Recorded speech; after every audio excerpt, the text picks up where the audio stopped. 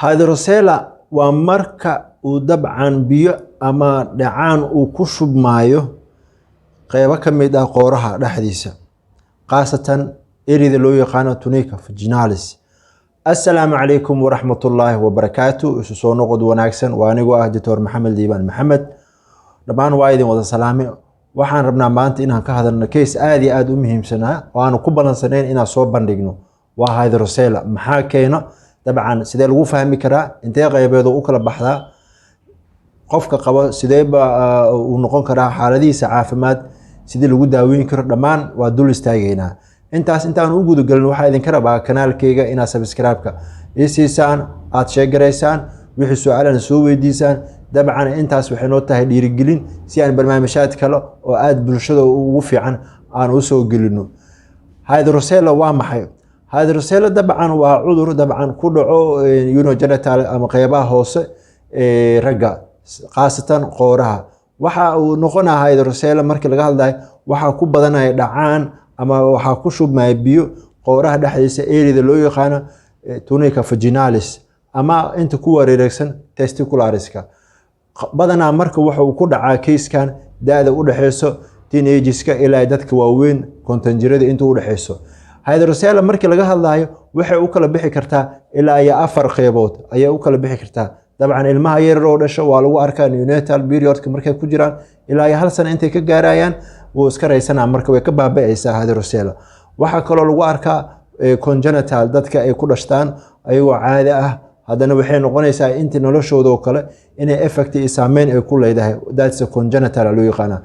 tan ugu badan oo dabcan oo la arko waa acquired hydrocele. acquired hydrocele ayaa maanta dabcan aan dul istaagi doonaa iyo nooc kale oo loo yaqaano furnicular hydrocele.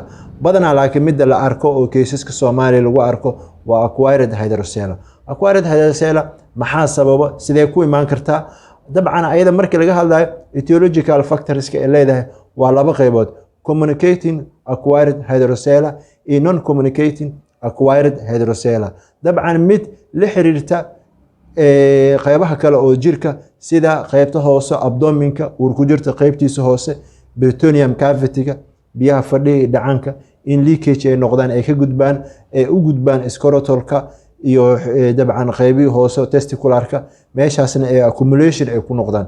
waxaa kaloo dabcan dhihi karaa communicating-ka inay ka mid tahay inguinal hernia inay soo baxdo oo penetrated ay ku noqoto ayada iyo muscles-keeda iyo dabcan layerskeeda ay ka dhex baxaan ee fariistaan meesha loo yaqaano tunica vaginalis ee barna ay keento. non communicating-ka waxaa ka mid ah dabcan in ay jirto cilada in scrotal system-ka qooraha dhexdiisa hadday ka imaan lahayd testicular-ka, spermal cord-ka, tunica vaginalis-ka, dhammaantooda cilad xaggaas ka jirto waxaa loo yaqaanaa midaas non communicating. labadaas qaybood ayay ku kala imaan kartaa. hydrocele acquired aan dul istaagna marka maxay tahay? marka hydrocele acquired waa midda caadiga ee dadka ku dhacdo oo lagu arko kaysaska isbitaalada lagu daaweynayo. markaan kasoo gudubno 3 kale oo case badanaa lama arko, waa rare, laakiin middan way badan tahay. hydrocele acquired 2 qaybood loo kala bixiyaa. qaybta ah dabcan primary acquired hydrocele iyo secondary acquired hydrocele. labadaas qaybood ay u kala badiyeen.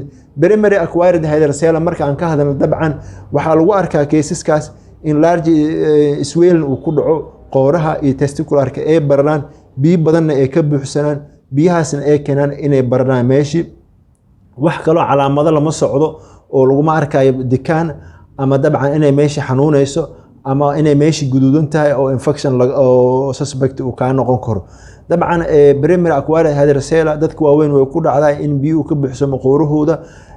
waxyaabo kale way keenaan sida trauma qofka inuu gaarto, other UTI problems, bladder-ka inuu kale oo ka jiro dabcan infection ama kaadi haysta inay dhagaxaan ku sameysmeen, taasoo keenayso in kaadida si fiican u bixi karin banaanka, danna retrograde ay sameynayso, dib ay u soo cusoomayso.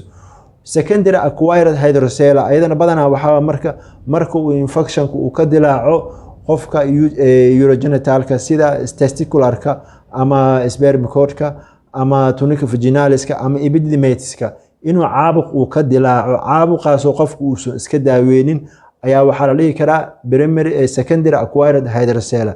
daadisa marka maxay sameynayaan? marka biliary swelling way weynaanaysaa, way bararaysaa, tenderness qofka dekaan uu dareema palpitation waxoogaa meesha way huraysaa wuxuu ku arkaa marka inay guduudan tahay redness ay tahay ee bararsan tahay daadse marka waxaa u badan keyskan teenagerska dhalinyarada da'da yar oo sexual activity-gooda aad u badan yahay oo aan protection badan haysanin waxaa laga yaabaa marka secondary acquired hydrocele inay qaadaan sababtoo ah ayaga waxaa ku badan epididymitis-ka epididymitis-kana waa waxa keeni kara had iyo jeer secondary bacterial infection waxaa kaloo ayagana ku badan STD-ga cuduradan sexual transmitted-ka oo lagu kala qaado sida gonorrhea-da kalaameyda noocyadaas ayagana dadka qabo waxaa laga yaabaa inay u gudbiso secondary acquired hydrocele waxaa lagaaga baahan yahay marka haddaad calaamadahan iyo qaabkan aad isku ogtahay primary ha ahaato ama secondary ha ahaato waa inaad dhakhtar la tashataa waa inaad dhakhtar la fariisataa